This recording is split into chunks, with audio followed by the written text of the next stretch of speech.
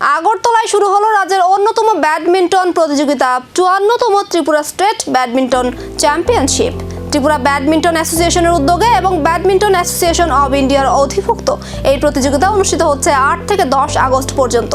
প্রতিযোগিতাকে ঘিরে রাজ্যের ব্যাডমিন্টন প্রেমী এবং খেলোয়াড়দের মধ্যে ইতিমধ্যেই ব্যাপক উৎসাহ দেখা দিয়েছে। এবারের প্রতিযোগিতায় অনূর্ধ্ব ১৯, সিনিয়র এবং ভেটেরান এই ৩ বিভাগে খেলোয়াড়রা অংশগ্রহণ করেছেন।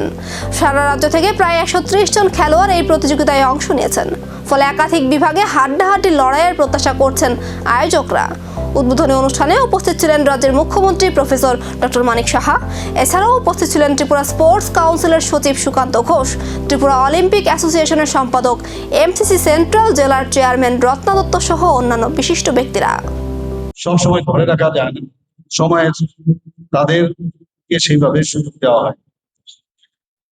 তাদের যে যৌবন, সেই যৌবনের যারা কিছু করতে পারতো, এরকমও দেখা গেছে। অলিম্পিক অ্যাসোসিয়েশন যারা চালনা করেছেন, তাদের কিছু লোক ত্রিপুরার অলিম্পিক অ্যাসোসিয়েশন, কিন্তু ত্রিপুরার বাইরে লোকদের টাকার বিনিময়ে তাদেরকে খেলিয়েছে। অদ্ভুত একটা সিচুয়েশন, অদ্ভুত। এবং এমন ভাবে পাকাপোক্ত ভাবে ওনারা। ব্যাডমিন্টনের কোর্টে শুরু হয়েছে লড়াই, সামনে ৩ দিনের পরীক্ষা। শেষ হাসি হাসবেন কে? উত্তর মিলবে প্রতিযোগিতার শেষেই।